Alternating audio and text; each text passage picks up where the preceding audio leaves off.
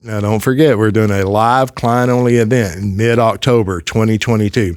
I'll be speaking. Ryan Griggs will be speaking. Dr. Paul Cleveland will be speaking. Our whole team will be there. You're going to have the opportunity to meet all of us, and you'll have the opportunity to meet other people, individuals that are practicing the infinite banking concept from all over the country. Iron sharpens iron, so you should be there. It'll be worth it. Look forward to meeting you. Look forward to seeing you. Be there, be square. This is part 2 with Eb Samlowski, and we're just going to pick up where we left off from part 1. Thank you for listening, and I hope you enjoy it. Then I wrote a chapter in a book called Bringing Value, Solving Problems, Leaving a Legacy. And I told James, anybody that wants a copy can get it through James as long as they pay the shipping and handling. I basically give those away for free. My chapter is second to last. Why ain't your picture on the front? You would have had hair. That's not my personal copies. Oh. I've got copies with my picture on it. But they give different covers for different authors. Oh, I got it. So, like I said, I'm in the process of writing my second book. James will be hopefully writing a forward to it. Is that an invitation? Yes. I don't get to write a chapter, just a forward? Okay. Plus a chapter. We already talked about that. Yeah. I wrote an endorsement in, and I've said it before, in Nelson's second book, in how building a warehouse of wealth. And we were in Waco, and he was coming to talk down there, and the agent people, they let me attend, and I would let their clients attend our events that we hosted back in the day. And Nelson held up that publication waiting for my endorsement. And and then they took it out. So my endorsement is not in there, 5th edition or 2nd edition or whatever it is. But I have some originals around here. Oh, okay. So I'd be more than happy, Eb, to write an endorsement. And whoever winds up owning the future rights to your book, ask them not to take my endorsement out.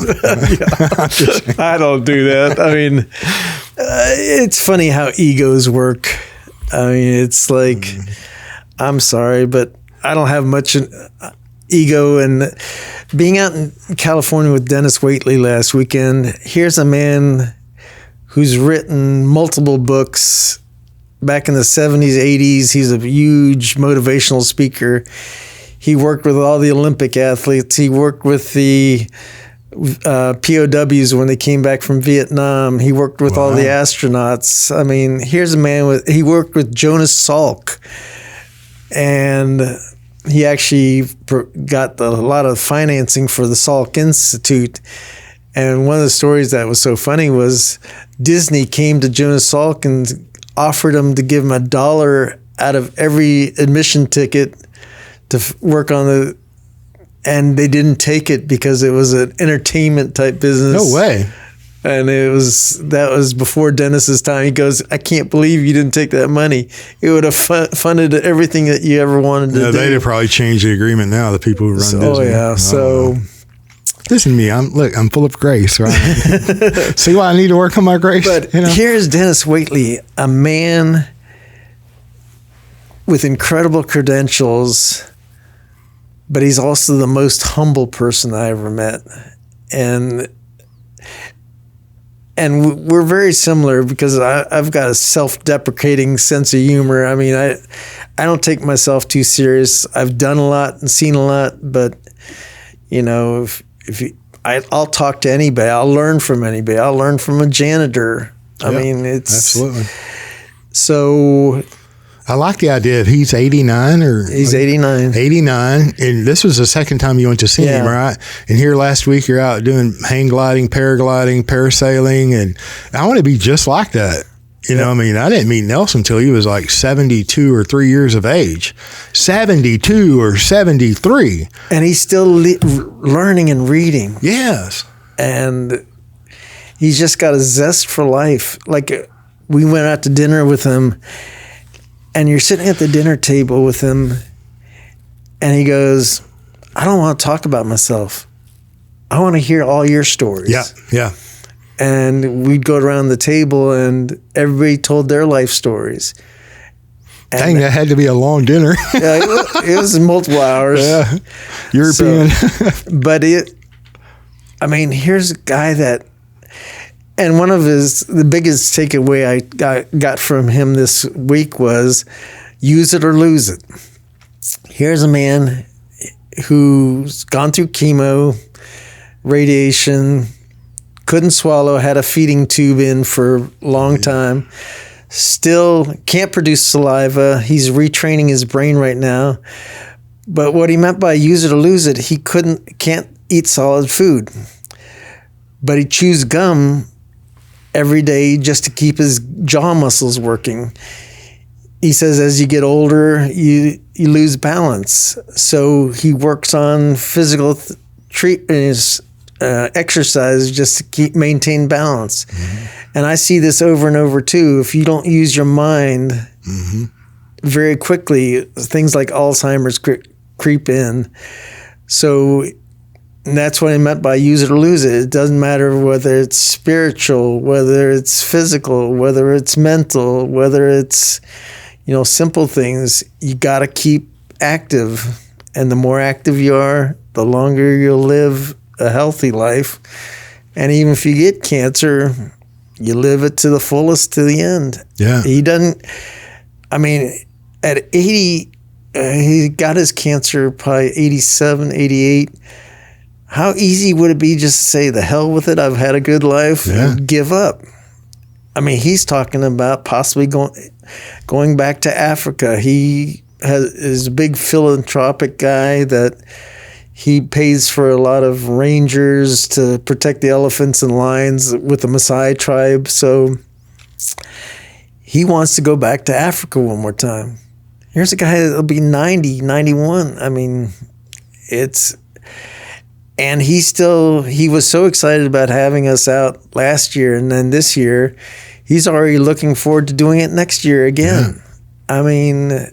He'll be 90, and he says, I won't let him throw me a birthday party for my 90th birthday. He goes, they can throw me one at 95.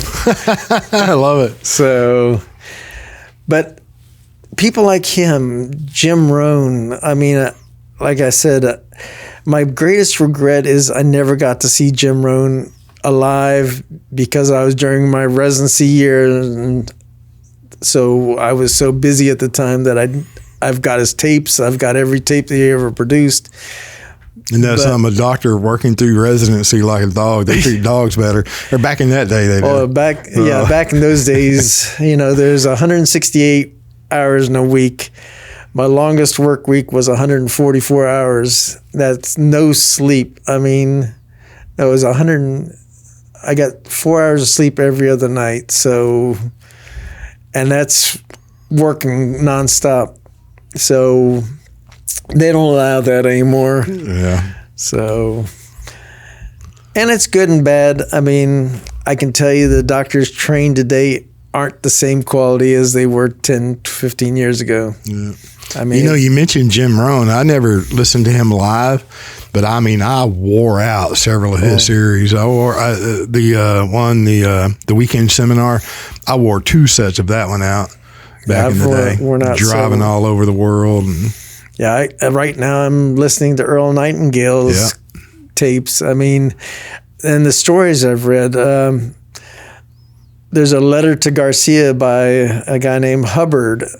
Albert Hubbard, and I always wondered, he wrote things before, and I wonder why didn't I hear anything afterwards, like Acres of Diamonds and from Conwell and other people. And what I learned was he died on Lusitania when it sank. Did he really? And that's why no other books or no other papers. I did not know that. Of course. Same thing with Earl Nightingale. He was one of 16 Marines on the Arizona when it sank. Was he really? Yeah.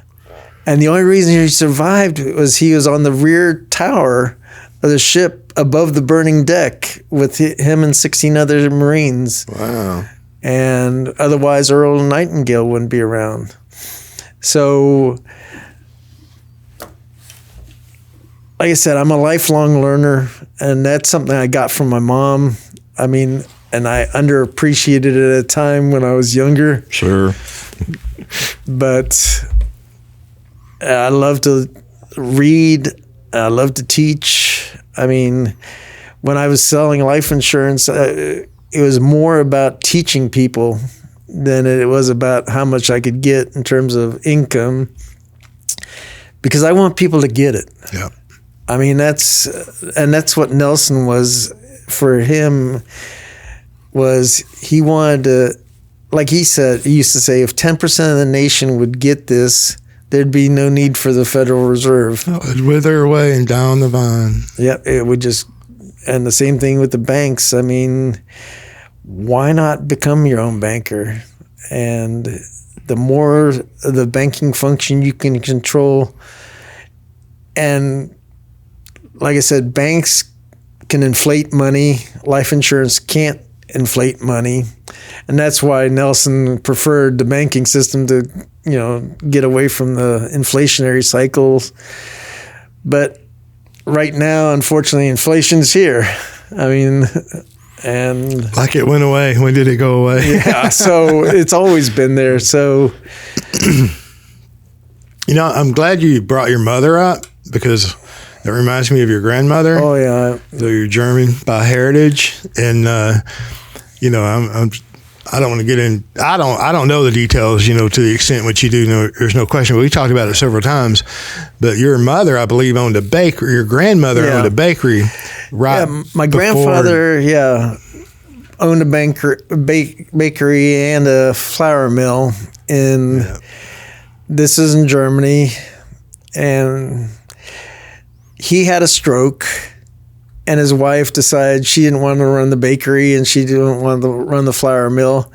So they sold it at a good profit and put the money in the bank. And they were considered pretty wealthy at the time. Well, overnight, the currency changed. Reichsmark became the Deutschmark. Money became worthless for a period of time. And they became destitute. During the Weimar Republic. Yeah. All the economists talk about this inflationary period, right? And what happened is, my dad said there's about a 3 to 6 month period of time where there's just unbelievable turmoil. And if they'd kept the bakery and if they'd kept the flour mill, they would have been able to barter during that time and maintained a decent lifestyle. Now, I just met a friend. Well, I've known him for a year or so now. His name's Wagner. He's from Brazil.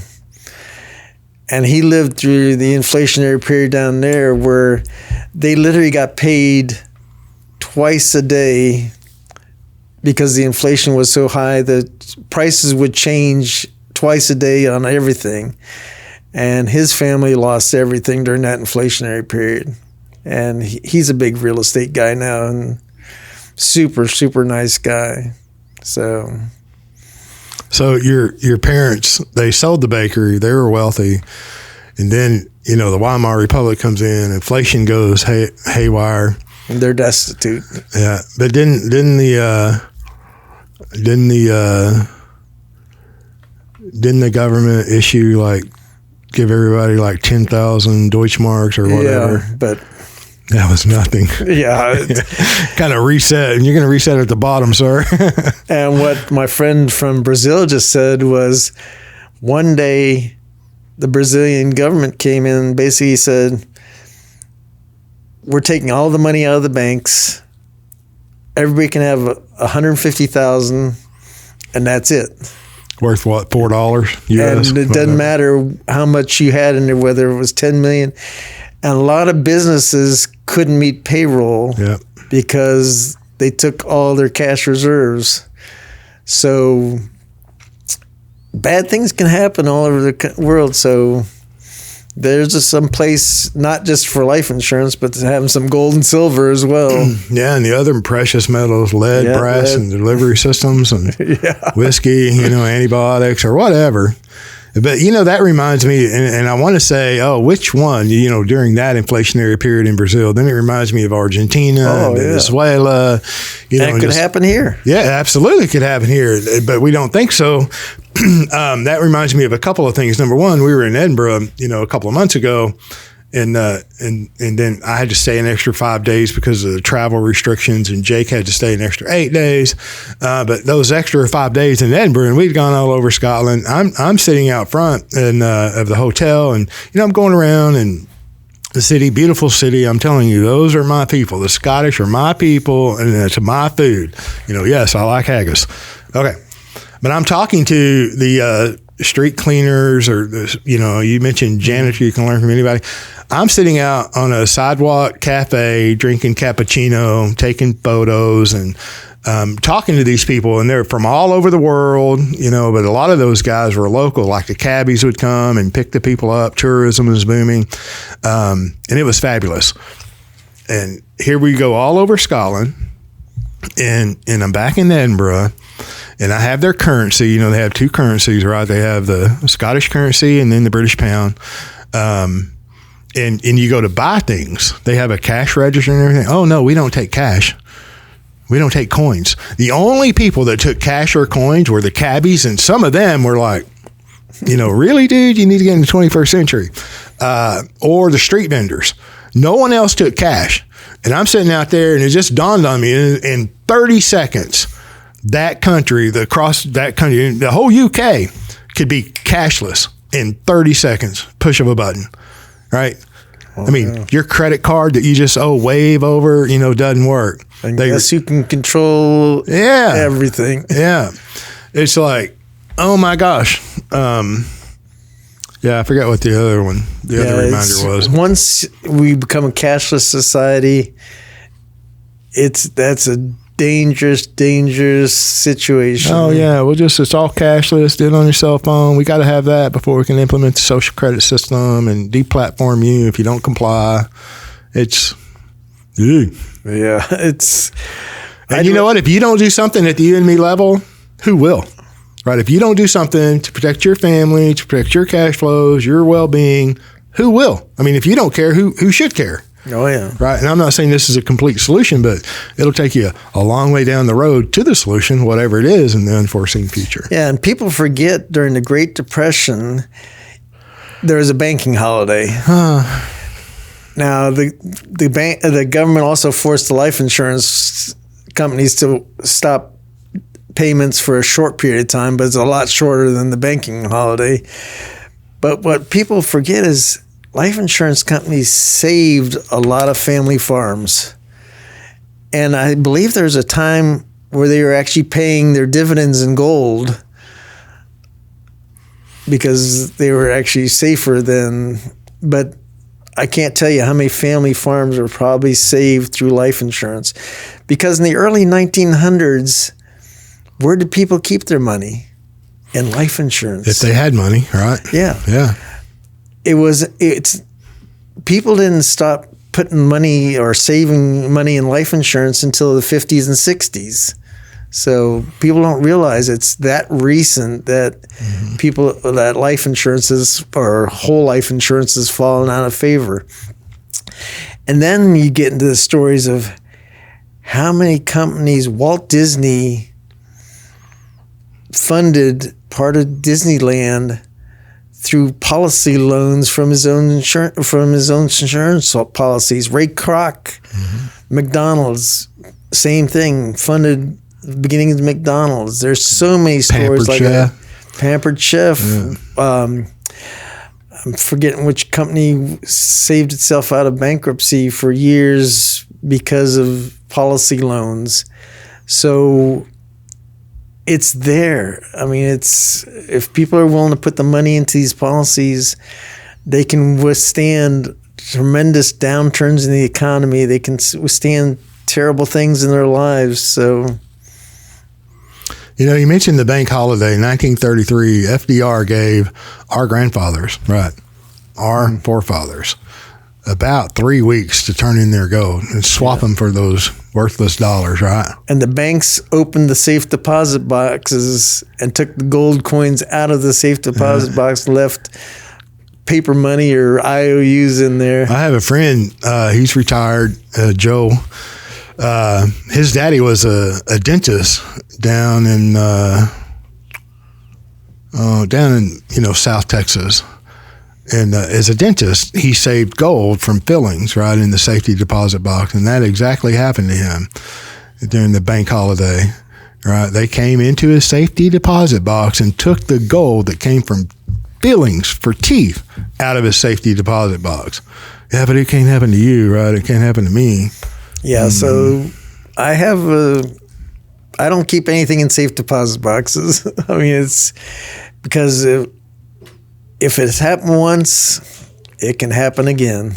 And not saying that I own any gold and silver because I don't want anybody to know, but I would never keep it in a bank. I know during that bank holiday, and you mentioned it, you know, they forced the life insurance companies to stop loans and withdrawals for a 6-month time period. And that provision exists today in every life insurance company. So when you pay a premium, if you request a loan or request a withdrawal, contractually, and you read your contract, they don't have to contractually comply, or they have 6 months to contractually comply to that. And that's that provision is directly from the bank holidays. Yeah. You know, it's like, man, they just can't keep their eyes off of what you do and what you produce. Something we didn't discuss, you know, when you first start a policy, all policies have the 30-day look-see period, and that came about sort of because life insurance policies became such a attraction for drug dealers. So literally, drug dealers didn't care about losing a little liquidity because they could launder millions of dollars through life insurance policies. So now there's that 30-day window where and there's a lot stricter rules about you need to make sure. Where did you read that? Because I've heard things like that, and the government always says, look, we got to go cashless because the drug dealers, it's like, yeah, while 1 million are coming across the border every day and you're going to hire 87,000 IRS agents to look at you and me. Yeah, exactly. And crypto's not. Oh my gosh, that is a psyop in my opinion. But I mean, where do you have that? I have to find where I read so much. I'd have to find where. I'd like to see it because I'm not saying whatever you read is not there, but I don't believe that for a minute, you know, because I don't think a drug dealer or a drug lord or whomever is going to get through underwriting from the life insurance company. It's always used, you know, whatever that was draconian 15, regulation 20 years ago. Before they came up with that rule. That reminds me of the MEC rules. Well, we gotta limit what you can pay into a life insurance policy. The IRS, I'm going back to the late 80s when they determined life insurance was an investment because all of these people were using it as a tax loophole. I see no evidence. I have seen no evidence. I hear statements by the government or the bureaucrats that say that. And so I'm just a skeptic, right? And I'll give grace, but you know, until I have to go back through all the stuff I've read. I would like to see that because there's a period where the drug dealers were laundering their money through. Of course, that's why they came up with anti-money laundering and all the bank rules. And you can't move $50,000 outside of the country. You can't wire more than 10 grand or whatever the capital control limits are today. Oh, yeah. It's always because the bad guy, right? The straw man, the bad guy. It's like, so I get it. It's a war. That's the other thing about life insurance is you take out a policy loan. The government doesn't know about it. Now the banks are reporting. It used to be 10,000, but I think it's down to 6,000 now. Oh, it's mandatory at 10. Yeah, to my knowledge. But I think they're reporting now 6,000. Oh, I'm not surprised. And you don't have to deal with that with the life insurance. No. You take out a policy loan, the government's not involved. I mean, there's no reporting. I mean, I'm not saying that they can't cave like the banks did, like in Europe, when the Swiss banks and the Austrian banks flipped. Yeah. Well, it's mainly the Swiss banks flipped, and that's because they owned too many banks in the United States. Mm-hmm. The Austrian banks didn't flip as much. There's always a legitimate sounding, reasonable sounding reason why, and of course, this is just my opinion. they had an idea of how much money was on deposit in the Swiss banks, and by gosh, they wanted as much of it as they could get. Oh, yeah. So then they forced, and that's too about the time the Swiss unpegs their currency, Yeah, but there's always a good reason. We always you got to take care of the children, the widows, the wives, or whatever. It's always a really good sounding reason. The end result is you're getting separated from your private property by the threat of force. But I digress. Yeah, we've gone off the rails here. That's all right. Maybe we won't get deplatformed. But, that too also reminds me that, and I've heard in my career, and I've done this like 30-something years, where life insurance is a protected asset. And in most states it is. It's regulated by the states, and then you have the federal overbearing, input too. But there is asset protection within life insurance and annuities, and rightly so, because if I pay a premium, that money that I paid that premium with is now not mine. It is the property of the life insurance company, right? So it's not mine. But people, you cannot. That can't be the sole purpose. I've heard in my career over the years that it's like, well, they can claw back money. If you were, and I'm not practicing law or anything, I'm just sharing my experience and what I have heard in my career. It's like, no, they can claw back money if you're trying to money launder and all that, which is true. I have seen personally where, the FBI calls up a life insurance company and says, oh, so-and-so has, paid this much in premium, and you need to send us any value that policy, contains. And because it, they were, it was illegal funds. Yeah, or somehow, which I know nothing about and don't really. Yeah, I don't. Now, but if you're legitimately buying life insurance for the for the protection of your family, that's not your money. Yeah. Right. It's like, yeah, it's the insurance company's money. But like I said, you have access to it. That's the big key. By contract. That's why we don't want them, Like I said, I love contract law. Yeah. And that's, like I said, that's why I believe the life insurance will never be totally messed with by the government, because to mess with contract law, it would void all real estate contracts. It would void anything that involves. Well, listen, isn't that a contract between a landlord in California and a tenant? Didn't they have a contract? Yeah. Did California violate that law? Yeah, I mean, you're giving them, the government, i.e. more grace than me. I mean, I hope that you're true or you're right. And I think it would be one of the last things that they shred, but my gosh, they can't control themselves. So, well, once they get to that point, you got anarchy. All right.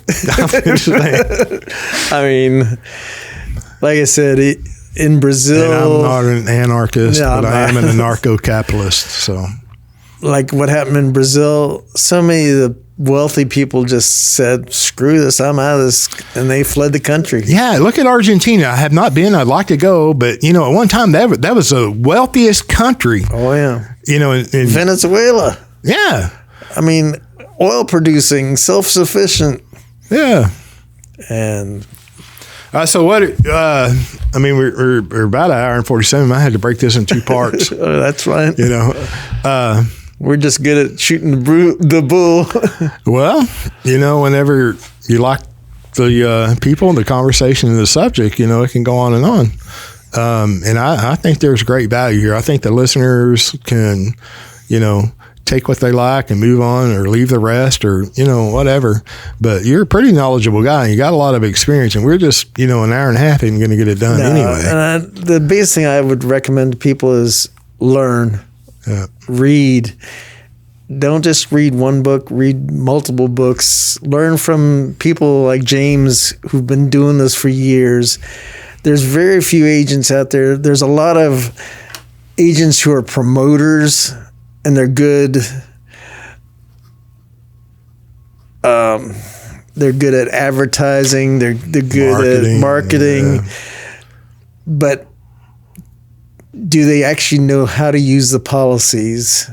I mean, some of the strategies I've done, I'm teaching people that don't understand. I mean, they don't do real estate. They haven't done the things I've done. They don't understand, the gifting process. They don't understand how to borrow money from a policy and actually deduct the interest that you're paying the insurance company, but it has to be structured properly. I mean, the IRS requires certain rules to be followed in order to do that.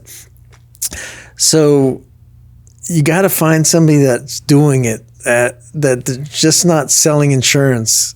Somebody like James, and there's others that are actually out in the world using their policies. I mean, I've learned tremendous amounts from James over the years. I mean, and I think he's learned some things from me. No question. So, and I appreciate you saying those nice things. I really do. No, I mean, like I said, I let my insurance license lapse for a period of time for personal reasons. But, you know, like I said, at this point, if I get it back, you know, my goal is to teach people. I mean, the more people that understand how to use it properly, like I said, and I have more fun. I mean, and I talked to Nelson about this. The saddest part about our financial world is the people that are truly dependent on the government, that live in the welfare state. And I'm talking specifically about blacks and Hispanics that don't trust the system. And I have some very good, close black friends that if they would get this, what it would do generationally for their families. And that brings up the story about the Black Wall Street and how literally the government bombed a black community that was extremely wealthy. And guess what? I think it's just a state north of us here, Oklahoma. Most people Tulsa, 1921. Most people have never heard of that story. I think people of color, know about that, and they know, they know. I mean, they're like anyone else, I mean, some people like history and some people don't, but yeah. But if the blacks community and the Hispanic community would embrace this concept, it would get a lot of people out of the welfare situation. Man, I don't care what color you are or where you're from. I mean, like in South America and Central America and Mexico, I forget what they call it, but they have they call it something. And if you're Hispanic and can help me out, where everybody puts in money, and then when they need it, what is that called? A tanda. I can't hear you. It's called a tanda. A taka? A tanda. Tanda. A tanda. Yeah. A tanda. Thank you. And that's how they fund things, right? Because, there's a lot of cultures that don't believe in life insurance. Sure. And then there's cultures that don't believe in interest. So every culture is a little bit different, and, which is perfect. But in the a lot of different communities, I mean, why would they trust the government? Sure. Right? And so it's like churches or nonprofits, families, generational. I don't care who you are or what color or where you came from. It's like we all need access to capital, and getting rid of that gatekeeper is the solution. Yeah. You've got to build capital, right? I mean, the trust I've set up for my kids, it's a family bank. Yeah. And they will have to talk to each other, and each one of them will have veto power on the other one. And if they both can't agree... You're going to make it all complicated for them there? Not too complicated, but if they can't decide between the two of them whether a loan can be taken out, they're going to have to come to somebody like you to arbitrate it and say yes or no. And they can only borrow up to, a certain amount of what's in the trust, and they have to pay it back. Yeah. And with interest. With interest, absolutely. And that trust can last for several generations. And, there's some dynasty trusts out there now that can go multiple generations, but, I don't know if I want to go to that extent, and I don't know the expense involved with that. But I want, like I said, families should have a trust. I mean, in terms of a family bank where they can go to the family and say, I have a worthwhile project. Will you loan me the money? Mm-hmm. And the family decides yes or no. Yeah, I like the idea of that. And then family foundations, you know, I mean, Ryan Griggs, you know, he's going down that road and we talk about it a lot. It's like, you know, what an altruistic concept. You know, we're all, I mean, most of the people that buy life insurance, it's because they love their family. You know, they're thinking of other people. Yes, they have access to the capital and they're going to do things. I mean, but if you don't, so I'm just saying that the people who this message of becoming your own banker resonates with, just like you said earlier, you know, if you were working while you're going through chemo, because if you're not, you're shredding and reducing and retarding, you know, your family's future values and cash flows.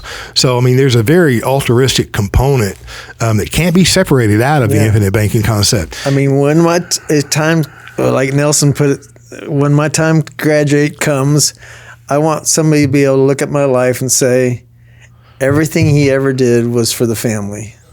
And wow, that's noble. You know, I mean, when I met Nelson, in his presentation, he's always talk about how he's in the short rows, you know. Yeah. And like I said, he's 72 or 73 and lives another 15, 16 years. But you get to a point where, and I don't think it should be some far off distant point. I mean, we're all altruistic now in our own way, whether it's service or, you know, financial or something. We should help others, you know, and, you know, you should help yourself and your family. You know, it's like the old adage, and I got it from Jim Rohn, you know, who's a great mentor that I wish I would have even listened to him live, and I never did. He said the old adage of, you know, you scratch my back and I'll scratch your back in business, quote unquote. He said, no. He said, you take care of yourself so you'll be there for me later, or can be there for me later, and I'll take care of myself so I can be there later for you. Yep. You know, I like that. So absolutely. It's okay to be properly capitalized, take care of your people, take care of your family, and then help others. You know, if you can't take care of yourself to be available to help others, then it's a moot point anyway. Yeah, my entire life has been about service to others. Absolutely. I mean, and I may have been too altruistic at one point, but I have no regrets being that altruistic. Yeah. I mean, I can go to my grave saying, and face the judgment seat and say, hey, everything I ever did was for the family and to glorify God, and I'll deal with what I have to deal with at the judgment seat. Yeah. Thank God for grace, which I'm working on personal grace. You know, keep talking about this grace thing. I mean, you know, I had a young man. Although we used to talk about this when we used to teach together at meetings. Well, I had a young man come in from Alabama last week. You know, he was here a day or two, and you know, and Grace was. I mean, we talked about a lot of topics. Mm-hmm. You know, Jim Rohn, infinite banking. You know, Nelson, and he was and Blake. You know, and he was like, and we had a lot of great questions, and a lot of them were you know, centered around Nelson, and. He said, well, what did he do in this situation, or what did he do in that situation? And from what I know, you know, I'm not speaking for Nelson Nash at all, but I'm sharing my experience with Blake. And you know, and Nelson was just so graceful. It's like Gary North to come up. Gary North's Christian author was the late Gary North. Loved his writings. Nelson loved his writings. And I did too, until I read that one article about Let Us Pray, P-R-E-Y, you know, and he's blasting whole life insurance agents, blasting whole life insurance and their character and all that. And I was like beyond mad. And I'm like, Nelson, how do you like Gary North? And he's like, well, he does this. I'm like, have you read this? He goes, well, yeah, I read it. And I'm like, you're not angry? And he's like, well, James, he just doesn't know what he doesn't know. And I mean, I'm like, man, if I could be that graceful someday. Oh, yeah. No, Nelson and I talked about that. You know, and I've read that article, Let Us Pray. And you got to feel sorry for Gary, and you got to feel sorry for Dave Ramsey. Although Ramsey has been challenged. I need grace because I'm having trouble. Yeah. Now, Ramsey has been challenged enough by people around him that he knows better, and he's chosen not to. And maybe he's in bed with the Wall Street, and I don't know. Owns a term life insurance company. I don't know. I have no idea, but and I don't care. No, I don't either. But he's definitely wrong in so many points. And I've listened to enough of his conversation. Like I said, there's a chapter in my book that basically debunks Gary North, Susie Orman, Dave Ramsey, and I went through their writings. And when I was selling insurance, I never preyed on anybody. That's disgusting. I mean, my goal is to help him. And like I said, when this nurse comes to me, 10 years later, and she's grateful because now she has something. And she's financed cars. I don't remember all, but she's doing it. And she didn't understand it. She wasn't paying no massive, $1 million premium. $500 a month. Yeah. So I love that. No, those are my favorite stories when you help. I mean, the rich can always find somebody to help them. So each other. My friend that puts $193,000 into a policy a year.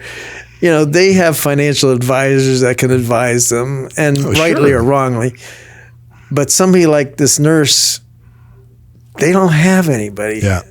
Or some of these poor people that can only put, and those are the ones that I have the most fun with. Mm-hmm. Yeah, sometimes they do take time, but ultimately those are the ones you're going to change their lives.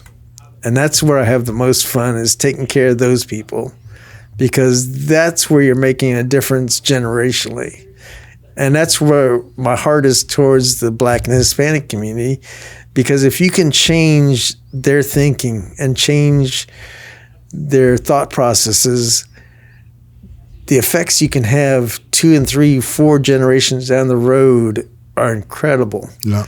And like I said, even for my kids, I want to be in heaven looking down and hear somebody 4 or 5 generations down saying, I read something by great-great-grandfather Eb, and man, he must have been one smart, cool dude. I hear he's skydiving and doing all kinds of crazy stuff. Deep diving for the Etosha shipwreck years ago. I mean, the guy's really an adventurous individual. Yeah, and next week I'm going hang gliding with my son. Yeah. And one of the things Dennis talks about, he says, don't leave your kids with loot and things. Loot, like cash, loot and things. Oh, loot. L-O-O-T. I got it. Give them roots and wings. Yeah. Because they're going to forget. If you give somebody money, and that's why when I give charitably, a lot of times I give things because people will remember things. Yeah. If you give them cash, they won't remember a week from now how much cash you gave them. And the same thing with my kids. I want them to have memories. Like I have memories of my parents. My parents took us all over the world. I was in Europe every other summer. They took us on, I've probably on 10, 15 cruises with them. The Mediterranean, North Africa, Caribbean. Those are things that stay with you for the rest of your life. Going when I'm in Alabama, my daughter wants to go caving, so we're gonna go caving. So I'm gonna hang glide with my son. Gonna be like a spelunker. Yeah, you're gonna be underwater and do that cave diving. Not cave diving, but at least we'll be in the. Yeah. But they'll have memories for the rest of their lives. They'll have pictures. I mean, and I photo document a lot of stuff because one of the things that I've done so much in my life that people think you're a bullshitter. I mean, literally. So you got to tone it down for them so they believe you. So unless you have pictures to prove it. Yeah. And when people say, I hear a lot of people say, I'm an expert skier. And I said, yeah, right. I try to avoid that word expert. You know what I mean? But whatever. And I'm not an expert at anything. jack of all trades, but I've done master of none is the other part of that. Yeah. Right? And I'll never be a master. I'll never know it all. Yeah, and that's why I said I can learn from anybody. And I listen to other agents talk. I can learn from them. I mean, even, I don't want to mention any names right now, but there's some that are good marketers. Yeah, great. I can learn from them. Yeah. I suck as a marketer. I mean, me too. And I've been accused of being the worst salesman in the world, and I love it. I love that. Yeah. You know, it's like, thank you. Yeah, I'm not out to sell. I want to help. I mean, there's a difference between selling and helping. Yeah. And like I said, my goal is to help people. And if in the process I sell something and bring them value, so be it. I mean, you know, I love that. Like Jan and I decided years ago on like gifts, birthdays, or Christmas, whatever, less things, you know, giving less things and more experiences. And because I completely agree with you. You know, money's money. And there's, you know, it's required, and I get all that. And, you know, money might not be the solution to all things, but it can grease a lot of wheels or whatever. But whenever you see your children's world expand because they're walking in 800 or 1,000-year-old cities and streets, you know, going around the world, I mean, that is priceless. And when we really started this, Riley was very young, maybe 2 or 3 years old. And then when she gets into, you know, pre-K, kindergarten, first, second, third, you know, her teachers, she went to a little private school, and her teachers would, and other friends and things like, well, man, she's really young. She's not going to remember all that. Well, I don't know, you know, and I don't know. And you don't either. Maybe she won't remember all of it. But it's not like we went that one time and stopped. You know, we continue to go, and just the broadening of their horizons is priceless. You know, just traveling the world at an early age, letting me see how other cultures lived, and seeing the extremes that I saw, the poverty you see, and it changes you. I mean, and right now I'm doing a huge study on, you know, tithing, gifting, first fruits, and even studying people like Andrew Carnegie. And he talks about charitable giving in terms of 90+% of charitable giving, you might as well just throw it in the ocean because you're not doing the people any good.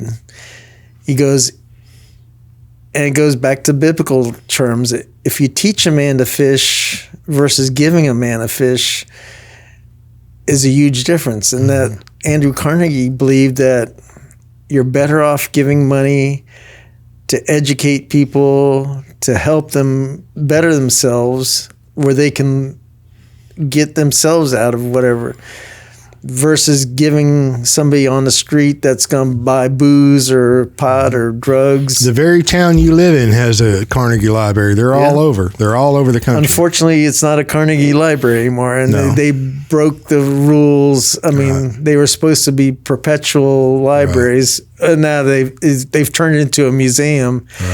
Now, Carnegie also bought 7,000 organs for churches around the world, around the country. So it wasn't just the libraries, but if you read he's got a book, The Advantages of Poverty, and he's got his autobiography. And people always said he was such a harsh business owner that he didn't pay his workers the adequate wages. And what I've learned from Carnegie is he also created more millionaires than anybody else. And his attitude was that if you didn't give a damn about anything but going home and drinking and not bettering yourself, he would pay you minimum wage. But if you truly wanted to better yourself, he would help you better yourself. He wanted people to succeed, but you had to have a desire. Yeah. But if you go home and all you do is watch TV and drink, and you're performing at the minimum standards for the business and making very little money for the company, he didn't give a rat's ass about you. Yeah. Wasn't he Irish? Yep. I mean, what's the worker going to do? Go home and drink, right? Yep. I mean, I'm just saying, No, if but- it wasn't for the whiskey, the Irish would rule the world. No, he didn't go home. I know. And the funny, and Ford was the same way. Carnegie knew nothing about the steel industry or very little, and Henry Ford knew very little about the auto. But they surround themselves with highly trained, highly educated people. Like Carnegie surrounded himself with John Schwab and other people that knew Steel magnet. Yeah, that knew so much more about the steel industry than he did. But he knew how to keep these people, to motivate them to do what they needed to do. Ford was the exact same way. He was before Congress. He'd been maligned and he was suing somebody for defamation of character.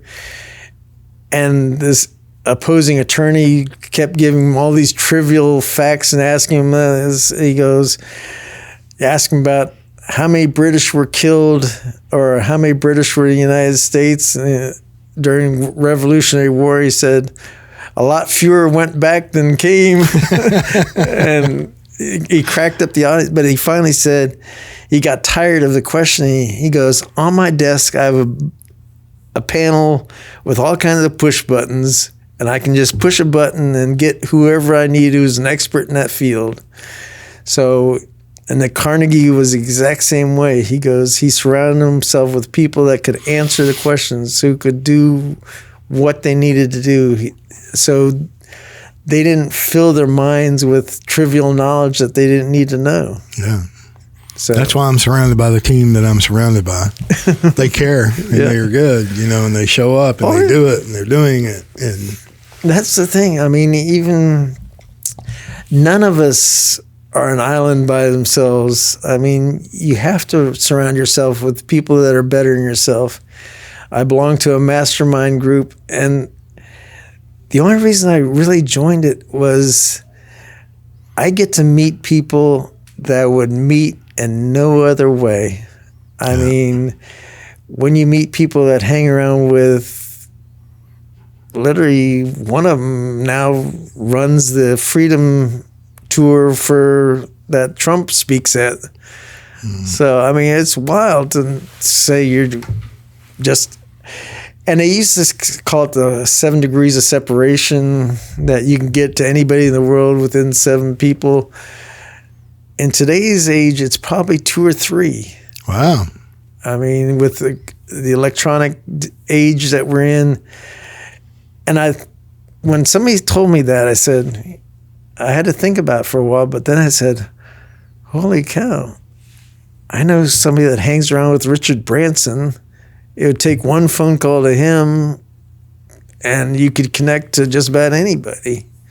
So it's probably true in today's age. And like I said, for me, I can learn from anybody. And like I said, another guy, there's a guy named Robert Helms who runs the real estate guys, but his father used to come to these inner circle meetings. And he was in his 80s, and he's sitting there taking notes just like everybody else. Right.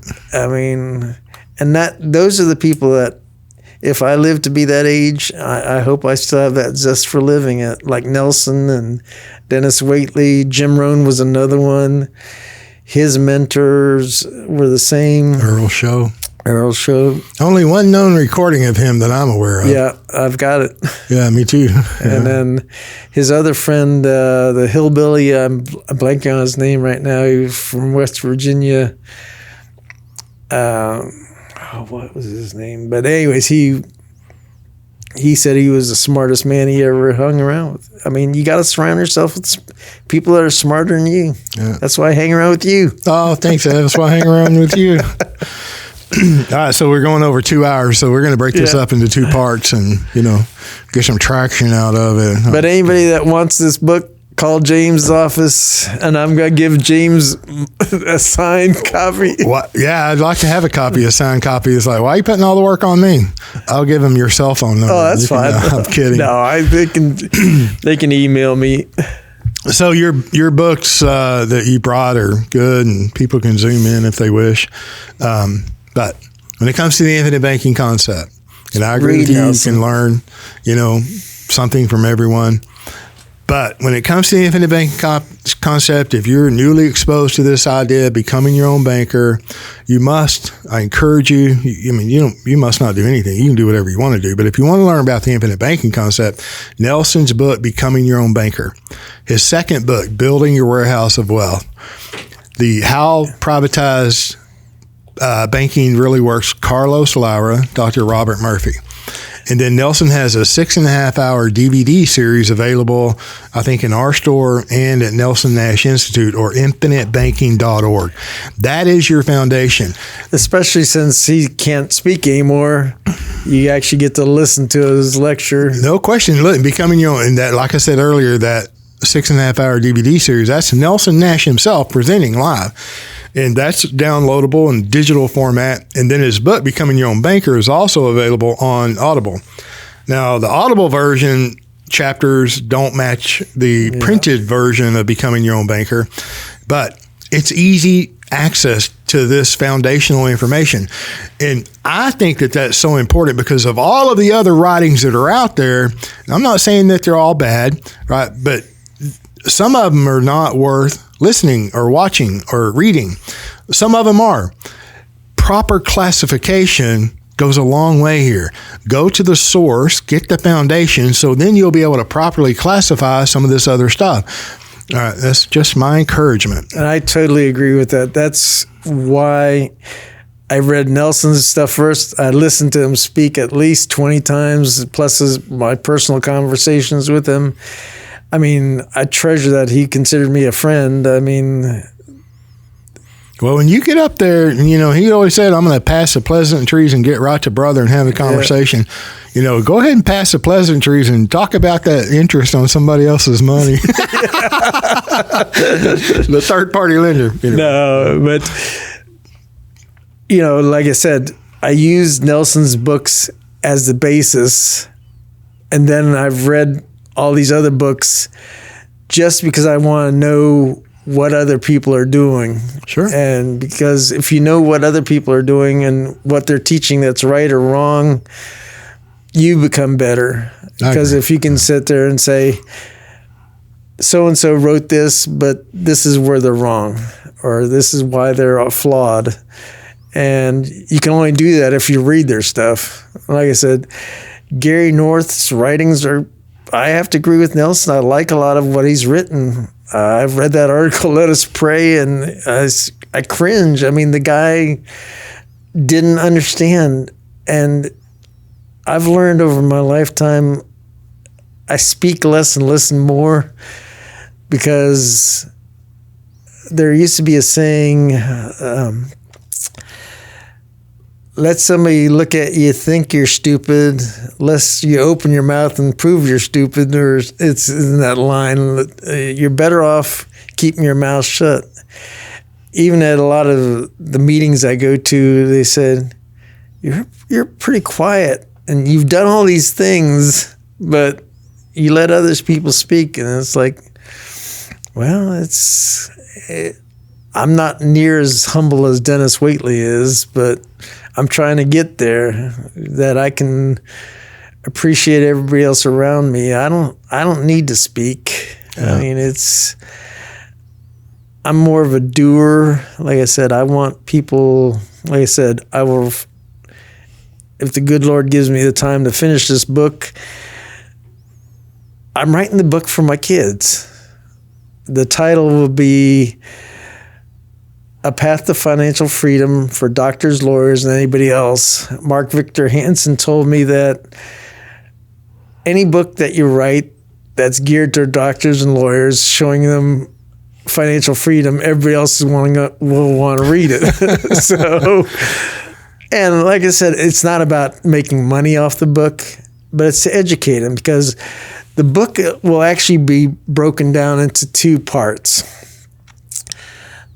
The first part goes through my story, but there's a chapter on divorce, because even in Christian marriages, 50% of people in Christian marriages get divorced. It's no better than the secular community. And unfortunately, anything that you earn while you're married should be split 50-50. But so many men and women, I have a female friend that literally, she made over $1 million in a business, but she paid for everything in her marriage. She paid for the cars, she paid for the house, the mortgage, she paid for vacations, she even paid for her own wedding ring. And yet when they got divorced, she had to give up half of everything. And she brought stuff into the marriage that she should have kept separate. Yep. And that's one of the things I talk about. Before you get married, and I wasn't a big fan of prenuptial agreements, but there is a place to keep things separate, or inheritances. If your parents leave you something, if you commingle the money, it goes away, versus keep it in a separate account that's yours, and you can share it with your spouse, but you don't. There's a way to do that without commingling the money. Without commingling. Gifts and inheritances are separate property. So there's unfortunately a chapter in that, but then the rest of it's my philosophy. The first half of the book's my philosophy of money, and it's about gifting and things like that. Then the second half of the book is truly about infinite banking, giving Nelson all the credit, but it's about how to use it in different situations. I show people how you can take any recurrent bill and make it look like a premium payment, like we did with that one doctor. He's paying malpractice insurance every year. Why not make your malpractice insurance premium look like a premium payment? And there'll be specific examples of how different people used it for different things, and how to structure it so you can gift your kids the money and make it look like they have a basis. How you can do a real estate deal and be able to deduct the interest. And I have to make sure I go through some lawyers and some business people, make sure that what I'm writing about is totally legal, and I don't want to get in trouble with the IRS and the government. But like I said, I'll go into detail that Nelson didn't go. Nelson believed that over time you'd figure these things out. It's sort of the prophecy thing, and logic, reason, and prophecy. But there's too many people out there that I've seen that haven't figured out how to use it properly. And there's some very smart people I know that haven't used it to the best of their abilities. My attitude is, you've got the cash sitting there, use it, and use it to grow. And the more you use it, like I said, one of the things about banking, as soon as you borrow your money, as soon as you start making the policy premium repayments, do what the banks do. Borrow the money out again immediately. A bank on a usual loan can use that money over 7 times in the same loan period. You should be able to do the same thing in your insurance policy. Borrow the money, make little repayments. As soon as it builds up a little bit again, use it to purchase something else or do something else or invest. Now, I'm more into the investment side, so I put it in investments and just keep using it over and over and build the wealth. Good. Your book will then maybe bring clarity, because out there in the big wide world is like pay a premium and borrow it as fast as possible. The cash values and collateralized cash values, borrow from the life insurance company and go put that money to work, which, that can be done, but that it needs some clarity. So get to writing your book, and there's, nothing at all. The capital stock of a bank is money. So before you get into banking, you got to have capital. Oh, yeah. So it's okay to focus on a capital accumulation, a capital formation. That reminds me back in the day, early on when I met Nelson and I listened to him a umpteen times, every opportunity that I could, I did. And he wouldn't even directly answer a question. Do you remember that? Oh, yeah. I mean, he would ask you another question, to make you think. And that was the big thing about Nelson. He wanted you to think your way through the solution. Yeah. But I'm at the point where I believe some people, and this came from Bill Russell, some people you got to lead, some people you got to push, and some people you just got to put your arm around and walk down the road with them. And that came from Kevin Eastman, who was the assistant coach for Doc Rivers with the Clippers. He spoke this last weekend, and he gave us all kinds of insights on pro players and their thought process. He talked about Kobe Bryant and some of the other famous players. But with the infinite banking, there's some people that you literally have to pull them along, and there's some you got to push along. And like I said, there's some you just got to put your arm around and walk side by side. And that's why it goes a little against what Nelson thought you got to learn on your own. And well, yeah, I mean, I get you. I understand. I mean, I genuinely do understand. And it's like, because one of the things Nelson never stressed is like how he used his, later on in the later years, he started talking about some of the things, but he didn't talk in detail about his policy and how he financed several deals through his policies, like the timberland, and then the guy needed more money. The airplane driver. Oh, the attorney. The attorney. I mean, he had an insurable interest because he loaned him the money for the plane. Those are stories. Because the guy wouldn't buy a policy. Yeah. And then he still Nelson never took did that buy a policy. Cash flow and bought a policy. On the guy. Yeah. Well, And I believe the guy died. I believe he did. I believe we're all going to. And I believe he got a windfall out of that. I believe he did. But that's not written in any book. The details of it. No, the details.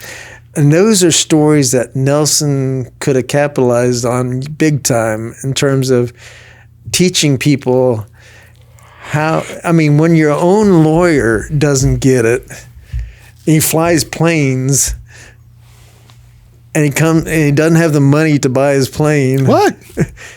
And he borrows the money. Great him on a curve, Eb. Come on. Yeah. And he borrows money from Nelson, who now has an insurable interest in the guy. And then the guy dies and he's got a windfall. I mean, it's like, those are stories that should have been told. I mean, in greater detail. Now, we know them because we talked to Nelson and we became friends. But the real estate deals, or even when he bought that property with the tower on it, and they ended up selling for silver. I mean, those are stories that need to be told. And like I said, my stories are going to be different than Nelson's stories because we do different real estate deals, but it's still, the concept's the same. And Nelson, like I said, he wanted people to figure things out on their own. And I'm sort of more of a teaching type. I want people to, I can go through examples and they can take it to the next level. Yeah. I mean, like I said, I'm into passive income. I'd love to loan people money and have an insurable interest in them. And it can be a small, I may pay for a kid's college or something like that. But it may, and I will only have an insurable interest for $20,000 or $30,000 or whatever amount that I'm loaning them. And I'm not going to see it, but my kids will. Yeah. Now, I hear you. And I agree with an awful lot of it, and don't disagree with an awful lot of it, should I say. But, Nelson put those examples in his book, Becoming Your Own Banker. And, he said he would, if he rewrote it, he wouldn't put them in there because people look at that and like, oh, this is how you do it. He gave examples of how to do it. Then imagination, reason, logic, and prophecy. It's okay for them to grab the concept and then go do it.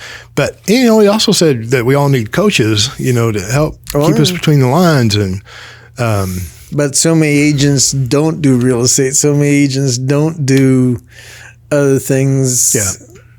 And they don't. Listen, I'm not saying there's not a place for your book, man. I'm like, get the work done. You're different than most people. You've done real estate. You've done other things. Yeah. You've bought policies. I mean, I talked to a guy that literally he is a huge lender. He closes 200. He's a mortgage broker. He closes over 200 properties a year. That boy's working. Oh, he's got multiple people working for him. You bet he's got a great team. But I don't care. You do 200 of anything in a year. You're working. But when I started talking to him about he wanted to get into private lending, I said, do you know if you lend money out, you got an insurable interest in it? He'd never even heard of the concept. And he bought policies from somebody else. And I'm teaching this guy. I'm not getting anything out of it, but I'm helping him figure out, how he can get passive income. I don't know how many hard money lenders we've talked to in the past, and some get it and some don't. They can't get past the arrival syndrome. Not all of them. I mean, we've had some experiences with some very able and capable people, but man, you can't teach a man anything that already knows everything. Oh yeah, and I know nothing. So I can learn from anybody. I don't know what I don't know. That's for sure. Yeah, I mean you got to stay humble. Yeah. I mean, that's the bottom line is in this business, and I'm going to work on grace and then humility. How's that? The other thing I noticed and I don't get, and I saw this in medicine, which is so cutthroat, where doctors are literally trying to destroy each other's careers. There's so much business out there, potential business out there. Yeah. I see no problem helping other people out. Right. I mean, if agents would help each other out instead of trying to cut each other's throat or trying to one up the next person, split business. I mean, it doesn't. Everybody profits. You look at what Nelson did. Of course, he was, a forester by education, a substantial real estate investor, and he happened to like timberland. But he became an agent in 1964, right? And here he didn't. His story is in the front of Becoming Your Own Banker. It wasn't until 1980, that he goes through all what he did, and then he continues teaching until 2000. Then he quits writing business other than his family, so he quit acting as an agent. And then he's doing these seminars all over the country. I mean, yeah, sometimes it depended on the host. You'd have to pay most of the time to attend, but it was peanuts, right, for what it cost to even do a seminar. Sure. And I mean, look at all the people he helped. And so, I mean, I get it. The older you get, why die with all your knowledge, right? Why not share it? Why not pass it on? Well, look what you charge for your seminars. $59. Big money. Yeah, $59. Well, I don't mind buying your lunch, but you got to kind of co-pay for some of it. Yeah. I mean, how many meetings I go to yours? I have no idea. A lot. I mean, you went to a lot. Every time we went all over Texas. I remember going to Houston, Las Vegas, and Dallas, Chicago. Real estate deals. Yeah, we spoke at multiple things. Then we co-spoke at a lot of them, and then you've spoken all over, and it's like, what'd you get paid? No, it cost you to go. Yeah. Right. So, it's kind of like giving, and being altruistic, and like the and I have no regrets on my own. Yeah. I mean, look at all the people you met. boy. And you never know who you're going to meet and who they know. You know, I was talking to a guy, I think I mentioned it before. I was talking to a guy a couple of months ago, a big life insurance or insurance deal. And he'd been in the industry a long time, and his daddy's a life insurance agent, alive and well today in his mid to late 80s. And this young guy, just GQ guy, get it done, CEO of, you know, a substantial organization with, I mean, substantial agents. And, you know, we were just chit-chatting. Hadn't seen him in a while, so we're catching up. And, you know, his daddy's old school, and he's telling his dad, he's like, hey, you need to get a brand. You know, you need to do this and you do that. And his dad is in his 80s. He's like, I am my own brand. You know, he still goes door to door and meeting with his clients. And I'm like, I love his dad. Never met him. But when he was a young man, his daddy told him, he said, if you want to be wealthy and if you want to do good, he said, you got to meet people. The more people you meet, the wealthier you will become. And I never heard that, or if I have, it didn't set with me. Sure. And I'm like, wow, that makes a lot of sense. Not meeting people to be wealthy, you know, not like I'm going to meet you to see if I can make something off of you or do. But it made sense to me. The more people you meet, the more people you know, you're going to share with them what you do. They're going to share with you what they do. And man, God's people are creative. You know, I mean, it's like we all are very different, and it's very cool. See, I love, like you're mentioning earlier, you know, you like the lower, smaller premium or smaller, lower income or what have you. And I like them all. I mean, it's like, you know, you're putting zeros on a premium or whatever on a cash flow. It's like the guy that can pay $1 million in premium a year doesn't know everything, and he doesn't know what he doesn't know, and they want to learn just like everybody else, you know. And so I kind of like, yeah, except some apparently of them have complicated. egos. Yeah, but a lot of them are not. Yeah. You know, a lot of them are just, you're like, you know, really. I never thought I've met 7 billionaires now. Yeah. And who's counting? Okay. no, and I never thought I'd meet a billionaire in my lifetime, but they're some of the coolest people. Yeah. They got nothing to prove. A lot of them are easygoing. I think I told you the story about meeting the one out in Vegas at the Inventors Conference. Here's this guy. He actually wrote the program for the internet. He said he joked about Al Gore took credit for it because I actually wrote the actual program. And he was sitting right next to me, and we're just shooting the breeze. And finally, I turned to him. I said, "I got to ask you." I said, "Has money ever caused you any problems?" I said, first I asked him. I said, "What's your why?" I said, "Obviously, everybody needs a why to get up in the morning." And he got a little teary-eyed, and he became an angel funder, and he was helping a lot of startup companies, and he'd provide the management teams and all that to get them off the ground. And he'd only take a small percentage of the company. He could easily take 50, 70, like Shark Tank, where they take a huge chunk of the company. No, he was only taking 10% or less. But then I said, "Has money ever caused you any problems?" He goes, "Yeah." He goes, "My kids have been kidnapped twice and held for ransom." And he goes, "I can't go anywhere without a bodyguard."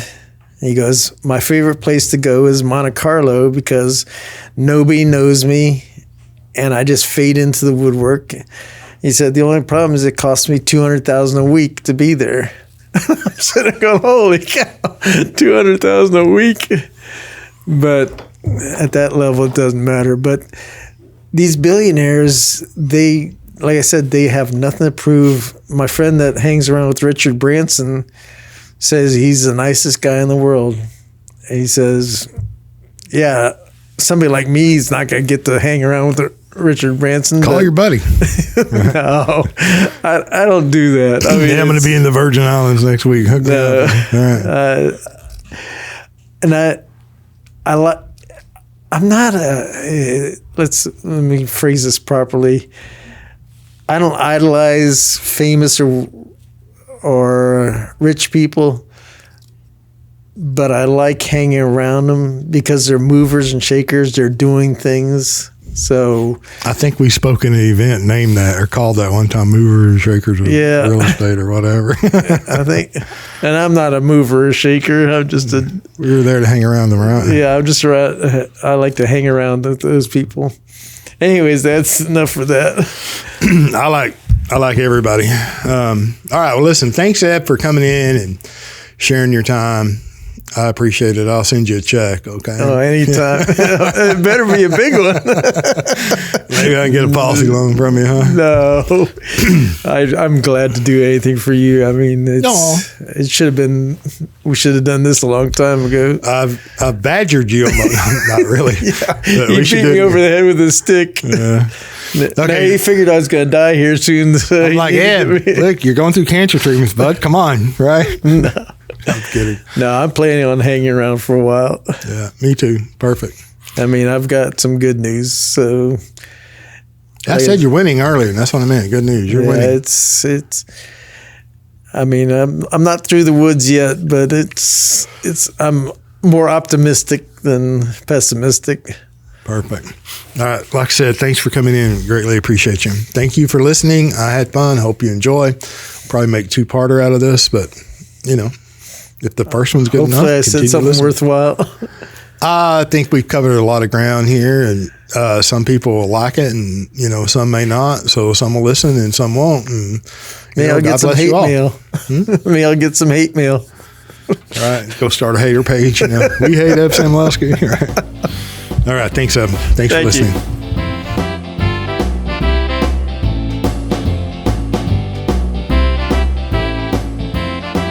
Thank you for joining us on the Banking with Life podcast. If you're watching on YouTube, make sure to like and subscribe and click on that little notification bell. Otherwise, join us on Apple Podcasts and Stitcher for weekly content.